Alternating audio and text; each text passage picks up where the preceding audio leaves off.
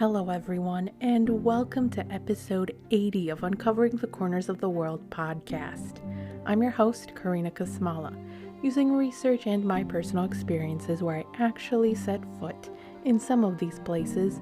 I'll be describing some of the unknown attractions in both the US and around the world, as well as share some of the hidden landmarks of some well-known attractions. This week we are traveling across the US to visit Halloween-themed attractions that may be haunted. What better way to start a Halloween haunted themed episode than in the city that is considered the Halloween capital of the world? Our first stop takes us to Anoka, Minnesota, a city with a population of 17,847 in the suburbs of Minneapolis. Anoka is considered the Halloween capital of the world. It's the first city in the United States that organized a Halloween celebration in 1920. The first event was a parade where bands, drum corps, the Anoka Police and Fire Departments, and other organizations took part. The parade ended with a large bonfire celebration at Bridge Square. By the 1930s, there were 2,000 children that participated in the parade. As the years passed, the Halloween celebration expanded to include pillow fights, fireworks displays, concert dances, window painting contests, and many more.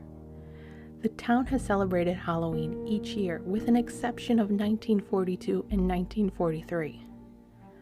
But even the Halloween capital of the world has its strange sightings, such as a house with a rocking chair that rocks, but no one sits in it.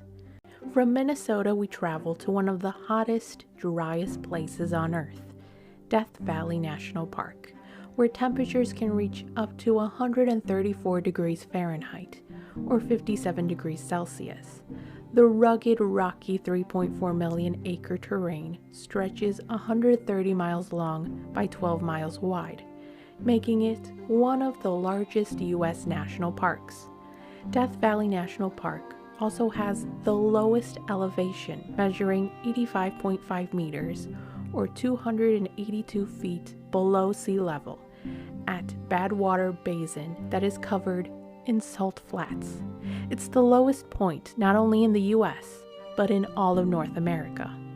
It's also home to about 400 species, like the desert bighorn sheep. Death Valley National Park is dangerous for its extreme temperatures and remoteness.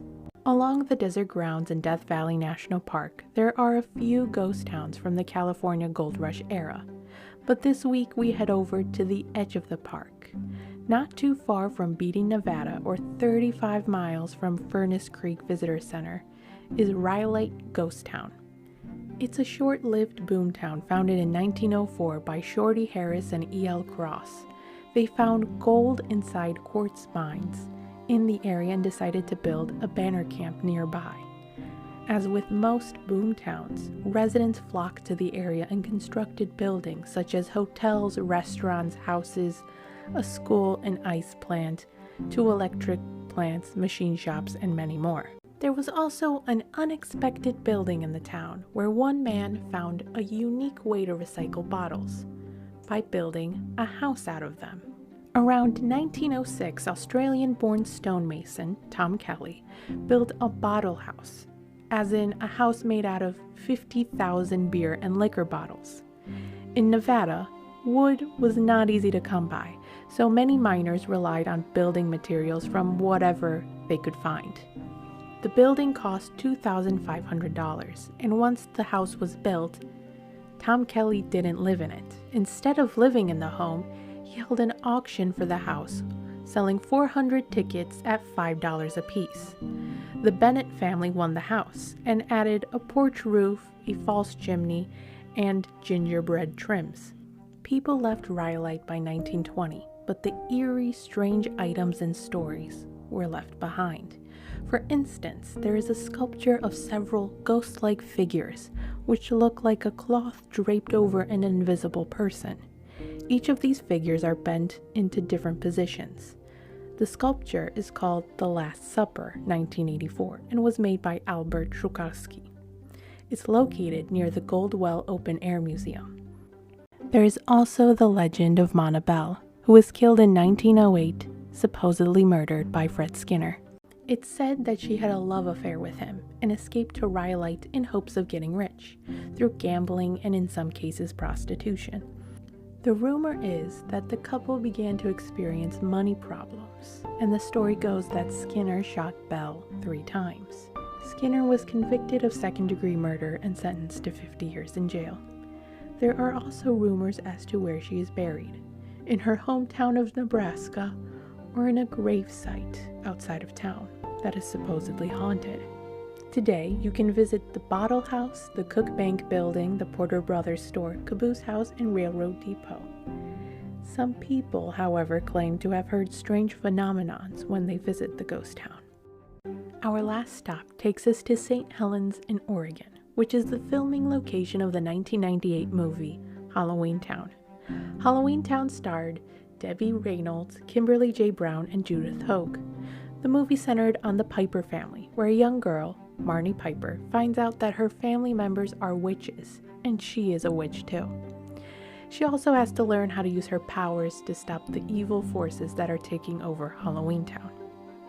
St. Helens celebrates the spirit of Halloweentown each year, kicking it off with lighting the giant pumpkin and hosting a wide variety of events such as the Cauldron Sisters Witches Dance and a big Halloween parade.